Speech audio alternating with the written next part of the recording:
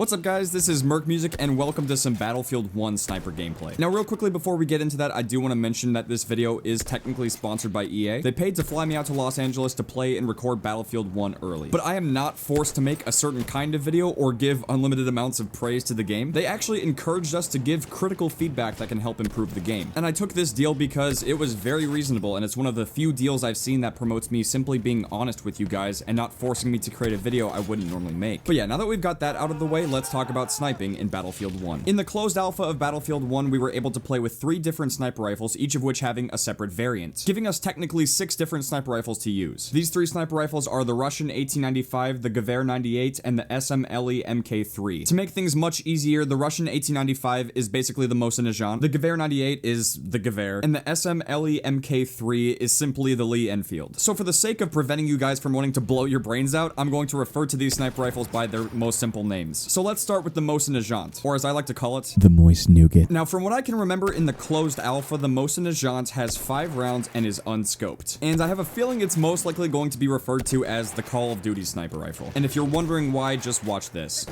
Ammo, just quick scopes. Oh!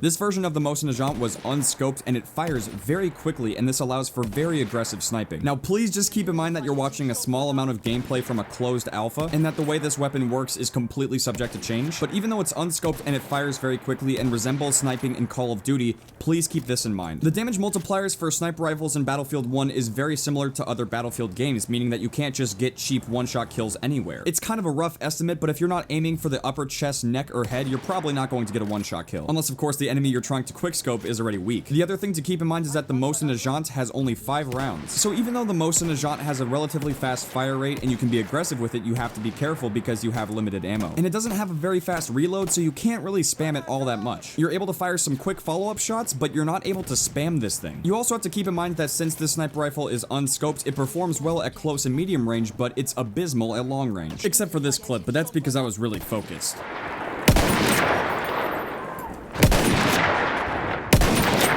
Having the option to pick an unscoped bolt-action rifle is great because you won't get tunnel vision at close and medium range, but you're not going to be able to out-snipe people at long. So if you want to kind of sit back more and snipe people the traditional way, the other 2 sniper rifles are going to be geared more towards you. Now since I was just playing for fun and I was trying to hit some dank montage clips on some YouTubers at the event, I was on top of the Zeppelin trying to go for 360 no-scopes. And I can safely say that if you're worried about getting 360 no-scoped off of a Zeppelin, it's probably not going to happen. Although I would love to see it happen. The Gewehr and the Lee Enfield are basically your standard sniper rifles. There's nothing that stands out too much about these sniper rifles, they just fit their role. The damage profiles of all of the sniper rifles that we got to use in the closed alpha were very similar to each other, and they're very similar to what you might expect from older Battlefield games. The main reason I put so much emphasis on the Mosin Nagant is because it's pretty different from what we've come to expect from sniping in Battlefield. The other thing I want you guys to keep in mind is that we weren't able to modify the weapons that we were playing with, so we couldn't really add or subtract attachments or change out the scopes, and the only thing we could really tell is that since there were different versions of these weapons, if you changed to a different one, it could possibly